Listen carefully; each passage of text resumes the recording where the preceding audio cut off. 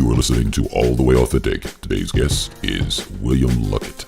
William Luckett is a Seattle native and graduate of Seattle University with a passion for storytelling, spoken word, community, and podcasting. He is dedicated to creating meaningful collaborations that inspire connection and dialogue. I had the pleasure of meeting William about a year ago at a networking event, and we stayed in touch, and this is our first podcast together. Take a listen.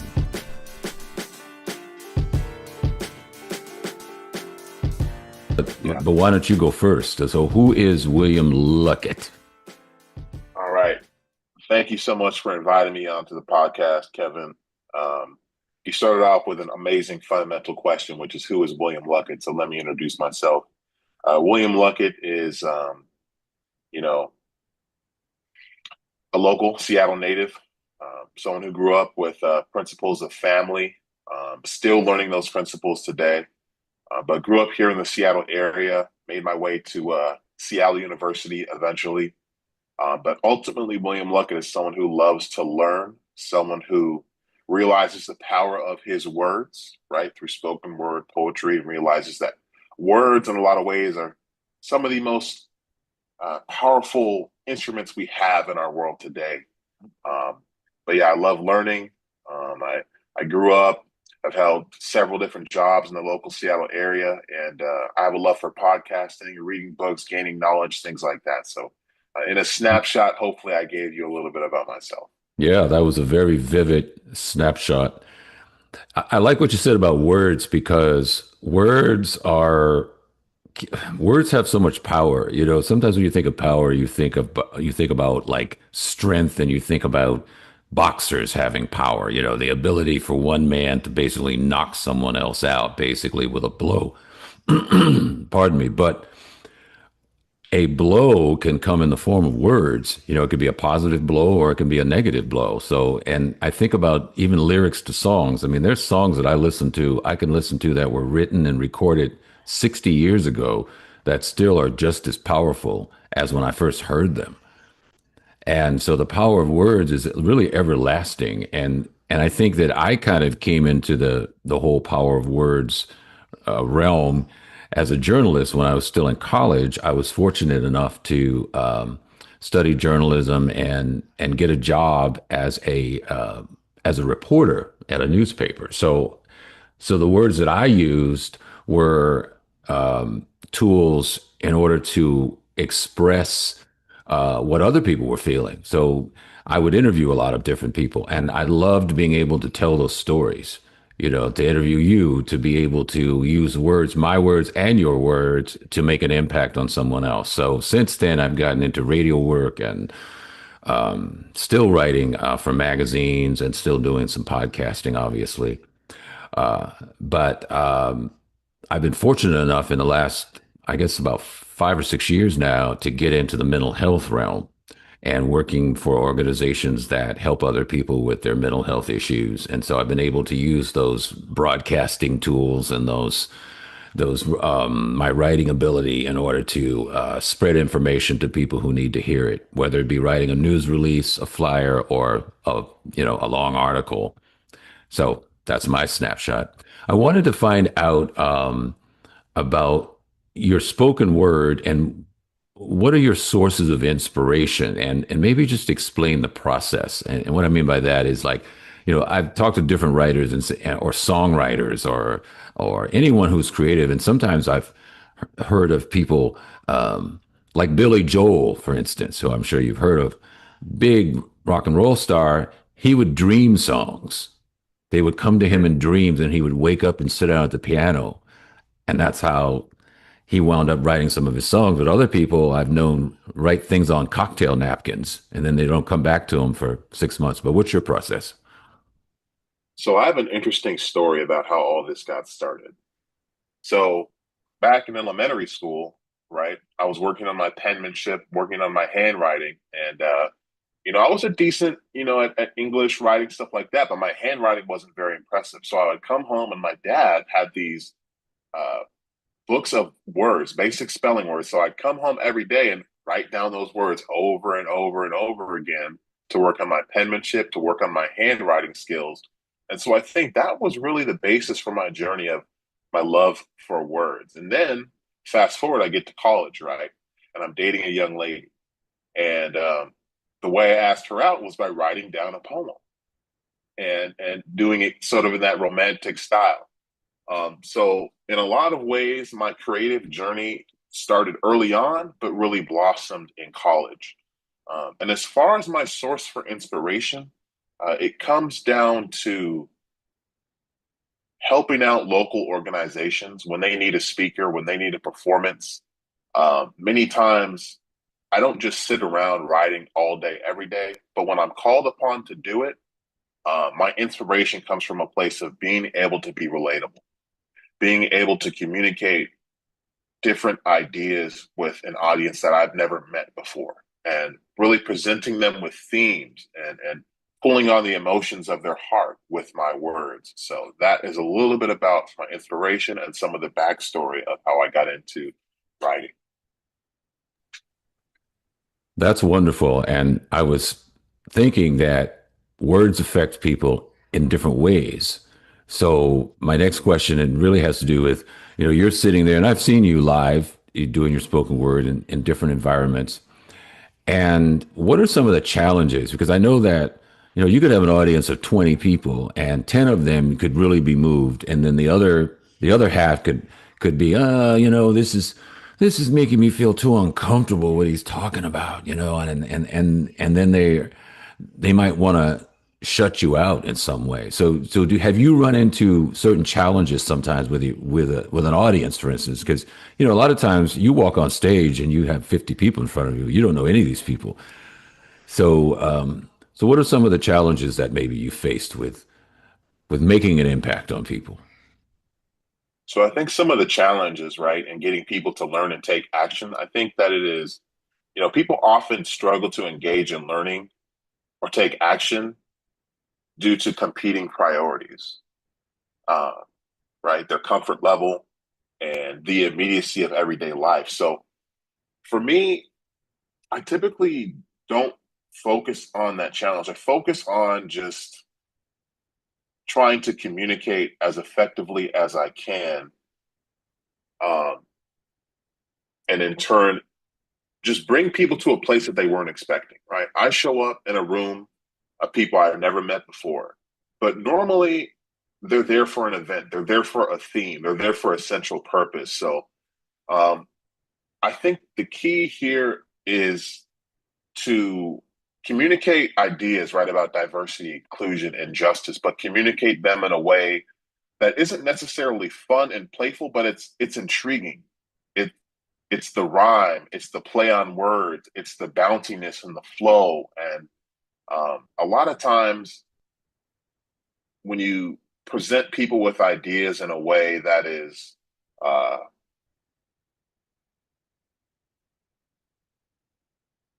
that is a bit of almost like a puzzle, and they have to connect the dots themselves.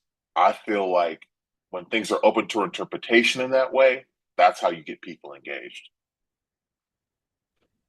Well, I think that what you're talking about is, I like to use the word manipulation sometimes because it's like anything. It's like anything in advertising. If you're advertising, if you're writing a play, if you're writing a script for a movie or something, you have to engage the audience and you have to figure out, how am I going to get these 300 people sitting in these seats to give 100% of their attention to what I'm saying and allow themselves to be vulnerable enough to experience a range of emotions, I think. And talking about some of the things that we both talk about, which has to do with inclusion and diversity and racial issues and social justice issues, that's not exactly warm and fuzzy.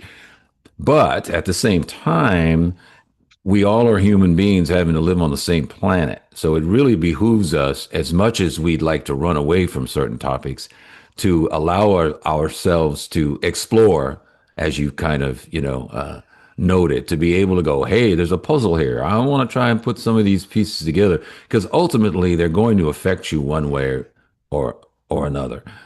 And even that can be in the form of somebody who maybe wants to avoid some of that discomfort and runs away from it and then winds up having to go live 300 miles out of town to get away from the source of the discomfort sometimes. But they've already been affected, right? Because now they've had to adjust or adapt to a situation or an environment that they aren't isn't necessarily ideal for them either. So we're all in this together, I guess is my point in saying that. Now you have an interest in podcasting, and you've been doing. Tell me about that. Have you been producing some podcasts, and what's that been like? Yeah, so I think one of the best ways to uh, produce a great podcast, right? What creates an effective podcast is just being authentic, right? I feel like that's part of it. I've had the opportunity to produce my own podcast, the Will Luckett podcast, give myself a shout out. But I feel like when it comes to podcasting, it's actually a pretty simple medium, right? You need something to record, you need a place to record, and then you need some place to post your content. So just I would say finding whatever works best for you, right? I've been working with GarageBand, right? A lot of people wouldn't lean on GarageBand uh, super tough, but for a beginner, for a very um, simple format, I mean, it works. It's super easy to edit. It's super easy to um, make adjustments to things. So podcasting is awesome. And my whole thing with podcasting is that it allows you to be a fly on the wall almost anywhere in the world, right? There's conversations going on all over the place, podcasts in Australia and Asia, South America, and you can really tap into different cultures, different ideas, different perspectives. And I think that's just amazing. Yeah, podcasting is something that connects people. And I know that, especially during COVID, when everybody, or just about everybody, was locked down. I mean, I wound up working from, had a really nice office I never saw because it was from that period of time, 2020 to 2022. I think I saw my office 5 times in a 2 year period. But the plus side of it was that it forced me to get on the internet, and I've connected with so many different people all over the country, all over the world, really, and wound up interviewing people in different states and different countries who could really teach me as well as my audience about topics that we were all unfamiliar with. So the podcasting format as well allows yourself to be like more traditional kind of radio talk show format, like you and I talking here. But also, I've heard people do monologues. I've heard people do, comparing something to almost like a radio drama, complete with sound effects. You can go out, and I really encourage people to do this, is use even your iPhone or whatever, and go get audio out in public. I mean, I don't know how many times I've been at a community event or at a meeting and run into somebody, had this great conversation that was very enlightening and moving and informative. And I went, wow, I wish I had recorded that. So my point being that you don't have to wait till, oh, I've got to wait till I go to my studio and book my guests. And sometimes the guest is the person standing in line in front of you at the supermarket. Yeah. How many times have you been in a Zoom meeting and I'm going, oh man, didn't somebody just record what William just said for the last 5 minutes? Because you can repurpose that. You can send it, like sometimes I've sent my podcast interviews to a local radio station, KBCS FM 91.3. And I've also used it as a training tool. Like if I'm talking about microaggressions, what are microaggressions? Well, here's a 10-minute interview I did with a professor or a social worker or somebody who can talk about that. The other thing, lastly, that you can do is you can take those MP3s or MP4s and put them into, I use Otter AI, and you dump it in there and it just transcribes the whole thing. And it's usually about 90% effective. It's not going to get everything right, but you can use that and you can put that in newsletters. You can send it out as articles. You could even create Q&A written formats, because I do find that people are hungry for content. Now, what I did want to talk about though as well is, how could I say it? As a host of a podcast, what are some of your beliefs about what makes a good host? And before you launch into that, I just want to say I know what doesn't make a good host, and I'm not going to call this person's name out because they're They're basically a celebrity talk show host. But I had to turn off an interview that was being done with another celebrity because this interviewer just would not shut up. I mean, he would ask and this was a very interesting guest, by the way. It was a recording artist who's been around like for 30 years. So the person could have just talked for 3 hours. It would have been interesting. But he would ask the guest, a question. And a lot of times people will pause. They'll say, "Well, yeah, I really felt like my last album was this," and then there's a pause, and you allow that space for the guest to continue, and you even can encourage them. "Oh, so, William, okay, you said your last poem was your best poem. Why is that?" And leave it at that. But instead, the host would then launch into a 2-minute description of what they thought was meant by the statement or about their own experience. And I said, the guest is the star. You're there to facilitate the conversation. And of course, you're going to throw in your own 2 cents, but it should be like a 75 or 80% guest and 20% you or a host. Now, what are your thoughts on that?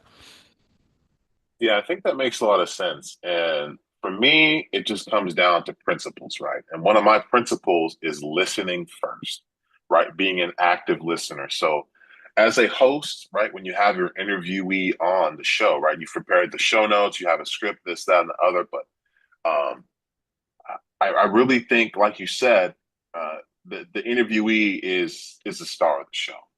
Um, you come with your ideas and you let them kind of navigate the rabbit hole that you both go off into. So I think, the personality and the intent behind the mic matter more than like fancy equipment. Right. I feel like the content should reflect curiosity, some experimentation, and connection with listeners as opposed to some unorganized conversation. Hmm. Yeah. Well, the other thing I was thinking is that what's a good idea. I like, some people would call it the pre-interview. Well, you've got to pre-interview this person. And I'm thinking, okay, yeah, I'll send them an outline or I'll maybe have a brief conversation for 15, 20 minutes. And I'm saying, okay, we're going to have William Luckett on the podcast. So, hey, William, like I sent you an outline. I said, these are the bullet points I want to talk about. And I know you already. So I kind of know the way you communicate. So that makes me feel more comfortable anyway. But I want the podcast, even though it's recorded, to give the feeling or the appearance that this is happening spontaneously and that it's not super rehearsed. Right. Because I think sometimes if you overdo the pre-interview and you're sitting there for 2 or 3 days, okay, when he asks me this question, I'm going to answer it this way. And unfortunately, what it's like one time I did an interview with a person on the radio, live radio, and she starts reading her news release. Now, we had this great conversation, very casual before, and then the red light goes on, and she grabs her news release. And then I said, well, tell me about the event. She starts reading it verbatim, word for word. So, what comes across is this is not sounding authentic. It's sounding like you're reading something. And once you kind of plant that seed of like, well, can't this person talk about what their event without having to read it verbatim? You kind of go, oh, I wonder if this person really even knows what they're talking about. It starts to plant those seeds of doubt. Whereas if somebody ran into you at one of your events and said, hey, I understand you're a spoken word artist. Tell me about that. What's that all about? You wouldn't grab a piece of paper out and say, well, I'm William Luckett, and today I'm going to tell you all about, it's not a PowerPoint presentation. So, Right. what would you say to that in terms of what makes the best guest? We talk about what makes the best host, but what's a good guest? Yeah, I guess I got your last question flipped around a little bit. Oh, sorry. But okay, so yes, what makes a good host is that, right, they lead with listening, right? They're there to kind of moderate, direct, and guide, but kind of let the river of the conversation flow naturally.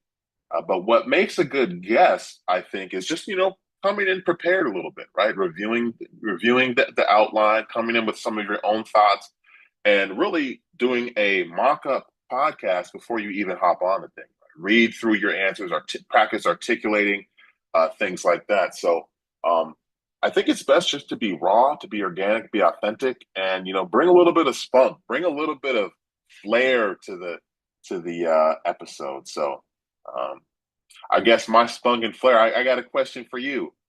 Um, what does the P in Kevin P. Henry?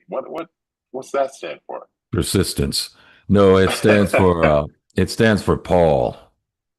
And Paul. I think Okay. you ask your parents, well, why did you name me that? Kevin Paul. And Paul came from the Bible.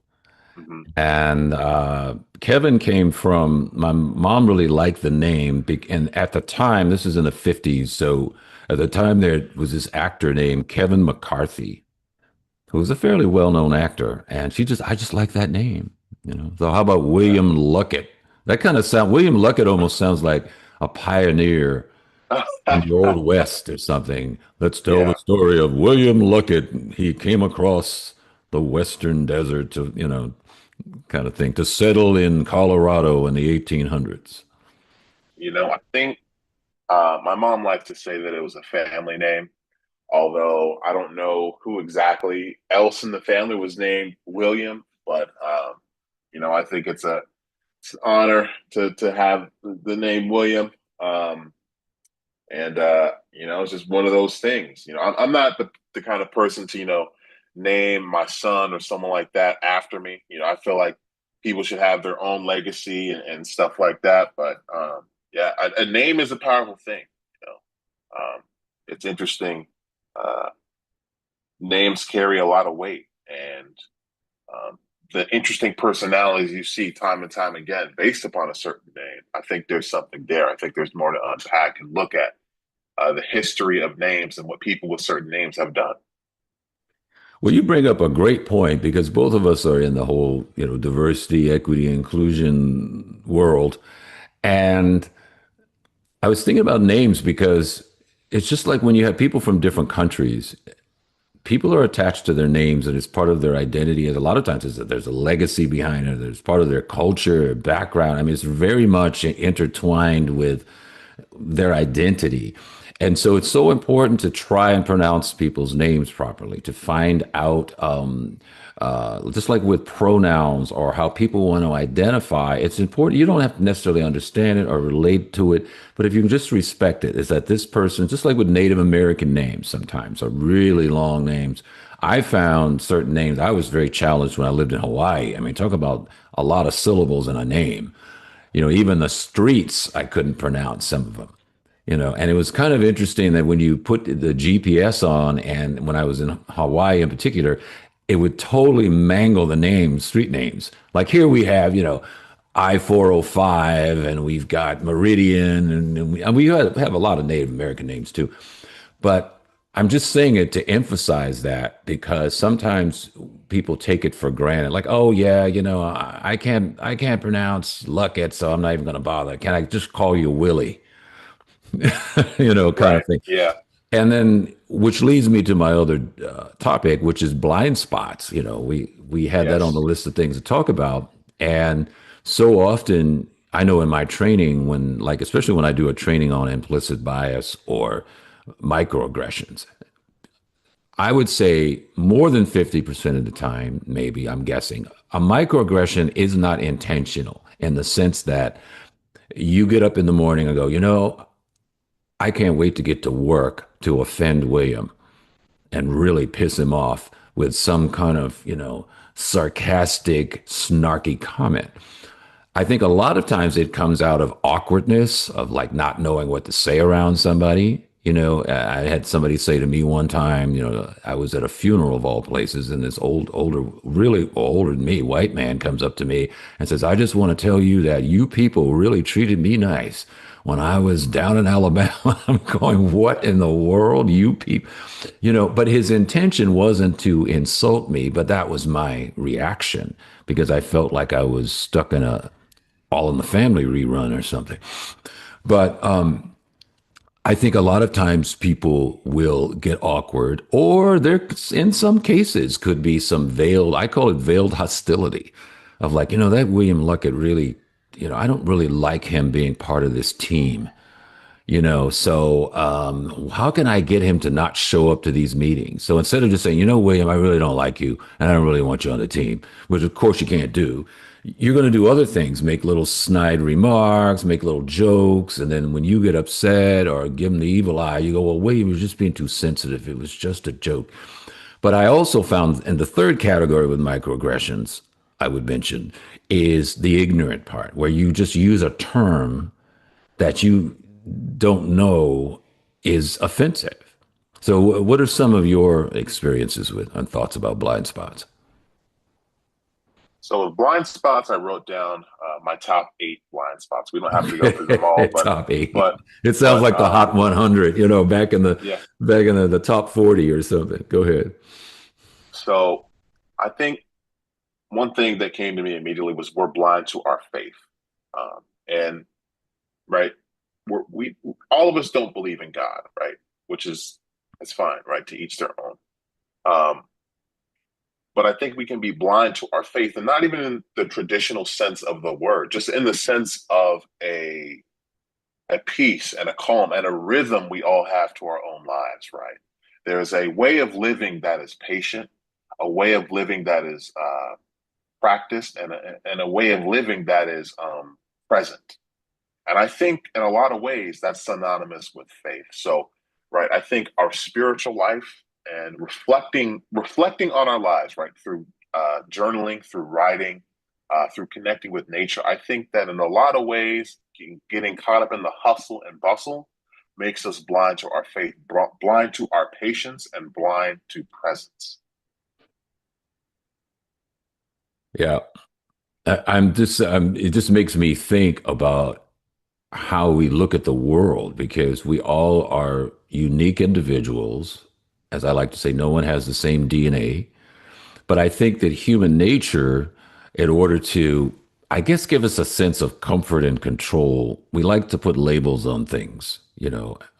I mean, we all do it. I do it. I see somebody looks a certain way, dresses a certain way, and something will just pop into my head. Oh, they must live in a trailer park, or oh, they must be an executive, or something like that. And even sometimes when I'm really bored, if I'm sitting at the airport, I'll start imagining, well, look at that guy over there with the beard, in the shirt. He's probably, owns a record store and is probably a rap artist.